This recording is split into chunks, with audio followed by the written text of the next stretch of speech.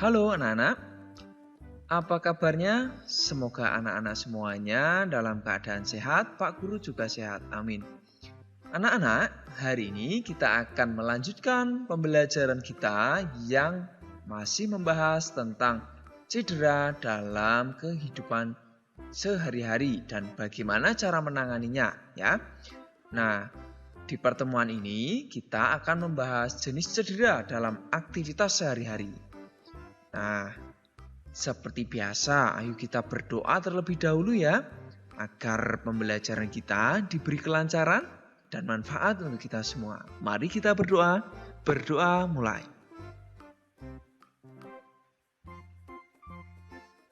Selesai.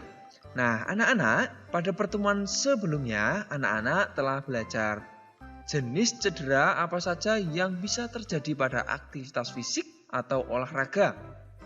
Nah, anak-anak masih ingat tidak? Ayo, kalau masih ingat, coba sebutkan apa saja di kolom komentar. Ayo, jenis cedera yang bisa terjadi pada saat olahraga. Nah, sudah anak-anak diisi di kolom komentar? Baik. Nah, jika sudah anak-anak, di pertemuan ini kita lanjut ya. Sekarang kita akan membicarakan tentang aktivitas sehari-hari yang terkadang bisa menimbulkan cedera. Nah, jenis-jenis cederanya yaitu ada luka iris atau luka sayat, ada luka memar, luka lecet, luka tusuk, luka gigitan, luka bakar, dan cedera otot. Nah, anak-anak sekalian, tentu dari beberapa cedera ini, anak-anak sudah tidak asing lagi ya. Nah, sekarang kita bahas satu persatu anak-anak. Pastikan anak-anak menyimak sampai selesai ya, agar anak-anak benar-benar memahami apa yang akan Pak Guru sampaikan. Dimulai dengan luka iris atau luka sayat. Luka iris ini terjadi ketika kulit terkena benda tajam. Apa itu benda tajam contohnya? Ya, pintar sekali. Bisa pisau ya, bisa parang atau golok dan sebagainya ya. Lalu luka iris ini terjadi saat kita contohnya menggunakan pisau, menginjak pecahan kaca atau benda tajam lainnya. Luka iris ini tidak boleh disepelekan karena dapat menimbulkan infeksi. Yang berikut ada luka memar anak-anak. Luka memar terjadi karena bagian tubuh terkena benturan benda keras dengan tekanan keras. Contoh luka memar yaitu luka karena terbentur meja, luka terkena pukulan, dan luka terkena tendangan.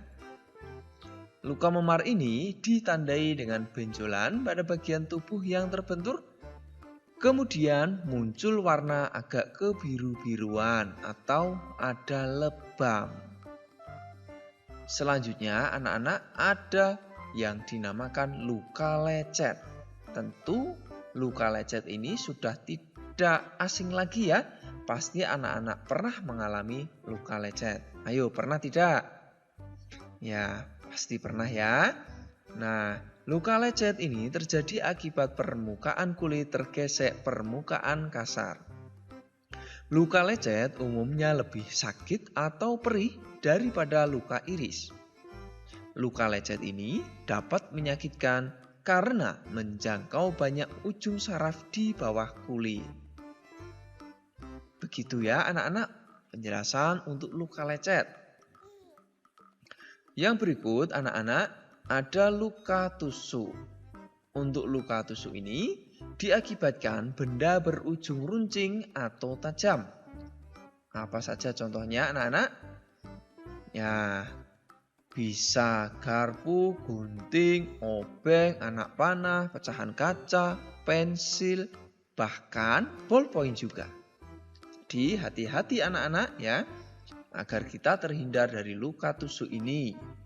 Nah, ciri dari utama luka tusuk ini dibandingkan luka akibat benda tajam lain adalah kedalaman luka melebihi panjangnya.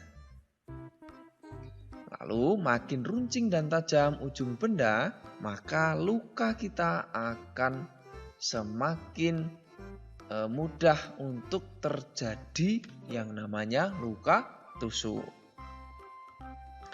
Berikutnya anak-anak ada luka gigitan. Untuk luka gigitan ini penting diperhatikan dalam dunia kedokteran. Luka ini dapat menyebabkan beberapa penyakit atau hal lain, antara lain pertama, kerusakan jaringan secara umum. Kedua, pendarahan serius jika pembuluh darah besar terluka. Ketiga, infeksi oleh bakteri atau patogen lainnya seperti rabies. Keempat, dapat mengandung racun seperti pada gigitan ular dan awal dari peradangan dan gatal-gatal. Begitu anak-anak untuk luka gigitan. Selanjutnya ada luka bakar anak-anak. Nah, luka bakar ini merupakan sebuah kerusakan pada kulit yang disebabkan oleh panas, listrik, zat kimia, gesekan, atau radiasi. Luka bakar ini mengakibatkan gejala seperti kulit melepuh, kulit mengelupas, kulit hangus, dan pembekakan. Nah, keadaan ini biasanya akan menimbulkan gelembung cairan di bawah kulit. Luka bakar juga dapat melukai bagian tubuh lain seperti otot, pembuluh darah, saraf, paru-paru, dan mata. Begitu anak-anak untuk luka bakar penjelasannya ya. Nah, semoga anak-anak memahami apa yang Pak Guru sampaikan tadi ya, beberapa jenis luka atau cedera yang bisa terjadi pada saat aktivitas atau kegiatan kita sehari-hari. Sampai jumpa anak-anak di pembelajaran selanjutnya. Tentu di pertemuan berikutnya kita akan masih membahas materi tentang jenis cedera dan bagaimana cara menanganinya. Nah, begitu anak-anak tetap semangat belajar ya bersama Pak Guru. Salam sehat, salam semangat, salam PJOK.